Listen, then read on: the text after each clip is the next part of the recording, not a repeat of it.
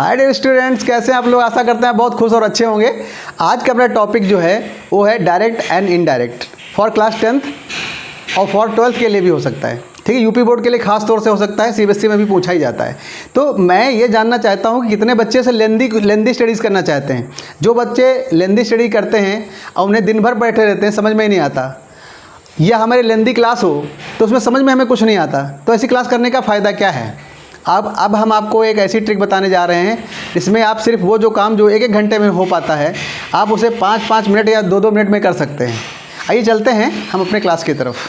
ठीक है, इसलिए ऐसे क्लासेस को अवॉइड कीजिए जो आपका समय ख़राब करता है। आप उस क्लास को अटेंड कीजिए जो टाइम को सेव करता है। ठीक है, तो आइए चलते हैं, हम लोग पहला सेंटेंस देखते हैं। I said to them he plays ball. ठीक है, तो ये तो सभी जानते हैं कि आई सेड टू देम में हम लोग क्या करते हैं, यहाँ टोल्ड देम कर देते हैं, फिर डैट लगा देते हैं। ठीक है, अब मुद्दा ये है कि ये क्या चीज़ है, ही। ठीक है, तो ही हम देखते हैं कि ही नो चेंज। यहाँ पे देखिए ही क्या है, नो चेंज, यानी इसमें से जो होगा वो नो चेंज होगा।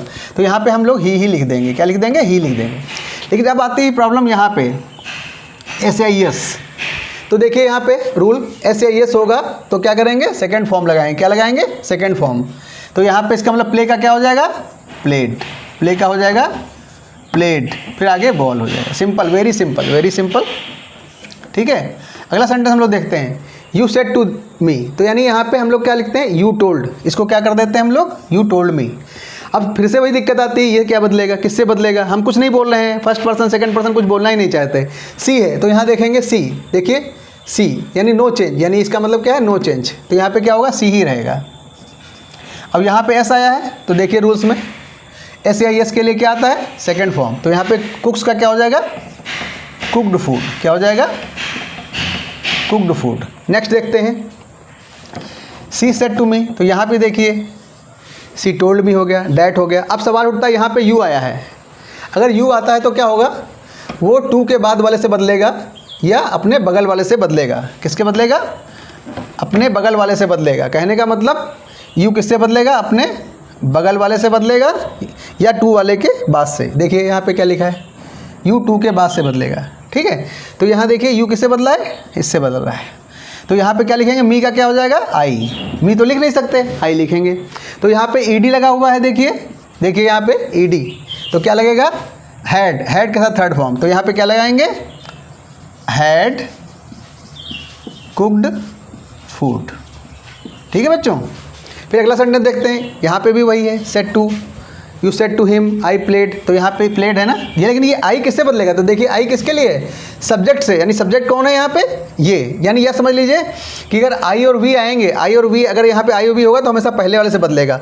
अगर टू आएगा, अगर यहाँ पे यू आएगा तो टू से बदलेगा, टू के बाद वाले से बदलेगा मतलब। तो ये आई किससे बदल रहा है? यू से। तो क्या हो जाएगा ये? यू। और प्लेड है चूँकि, तो देखिए यहाँ पे हैड के साथ थर्ड फॉर्म लग रहा है, यू हैड प्लेड बॉल। ठीक है बच्चों, बहुत आसानी से बन रहा है। रूल नंबर 2 भी हो गया हमारा। अब रूल नंबर 3 की तरफ चलते हैं। रूल नंबर 3 हमारा वाज वर्ब के साथ ING हो तो हैड बीन लगाते हैं। क्या लगाते हैं? हैड बीन लगाते हैं। तो सी टोल्ड मी हो जाएगा ये तो। ठीक है, वी किससे बदलेगा? अभी क्या बताया था? पहले वाले से। पहले वाले मतलब यहाँ सब्जेक्ट से। ठीक है, तो क्या बनेगा यहाँ पे? सी। अब ये यहाँ पे वर है, वर के साथ ING, देखिए वर के साथ ING है तो हैड बीन। तो सी हैड बीन, और क्या पूरा उतार लेंगे? Playing game. ठीक है, प्लेइंग गेम हो गया। इस तरह से नेक्स्ट सेंटेंस देखते हैं, यू टोल्ड मी। तो यहाँ पे भी देखिए टोल्ड है तो क्या होगा? Sorry, you said to them. तो यहाँ पे क्या है? ये टोल्ड देम हो गया। ही है, ही तो नो चेंज है, नो चेंज यहाँ बदलता ही नहीं है। तो क्या लिखेंगे? ही। वाज के साथ ING लगा हुआ तो क्या लिखेंगे? Had been coming. ठीक है, इसी तरीके से हम लोग ये देखते हैं, she said he will come. Will come आया तो यहाँ पे सीधा सीधा सेड ही रहेगा, टोल्ड नहीं होगा। दैट ही का ही रहेगा, और विल का क्या हो जाएगा? देखिए विल का क्या हो जाएगा? वुड हो जाएगा। क्या हो जाएगा? Would, would come. ठीक है, तो मेरा कहने का मतलब ये है कि अगर आई और वी होगा तो सब्जेक्ट यानी पहले वाले से बदल जाएगा, जो इधर की तरफ होगा सब्जेक्ट। ठीक है, अगर यू होगा तो टू के बाद जो भी लिखा होगा, जैसे देखिए यहाँ पे ये वाला सेंटेंस देखिए, टू के बाद जो लिखा है, या फिर इसे समझेंगे ऑब्जेक्ट समझेंगे, ठीक है। तो टू हम समझते हैं कि अपने बगल वाले से भी ऐसा कह सकते हैं, ठीक है।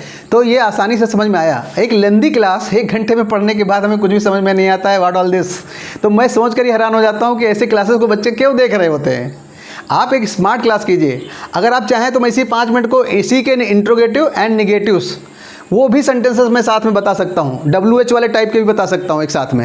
लेकिन मैं आज एक बेसिक क्लास दे रहा हूँ और नेक्स्ट क्लास में हम तीनों को एक साथ पढ़ेंगे, इंट्रोगेटिव और डबल इंट्रोगेटिव के साथ में सिंपल सेंटेंसेस भी पढ़ेंगे। तो मैं समझता हूँ क्लास आपको बहुत इंटरेस्टिंग लगी होगी। और जो लोग हमारे साथ नए जुड़ रहे हैं वो हमारे चैनल को सब्सक्राइब जरूर करें। बहुत बहुत धन्यवाद। Okay, see you.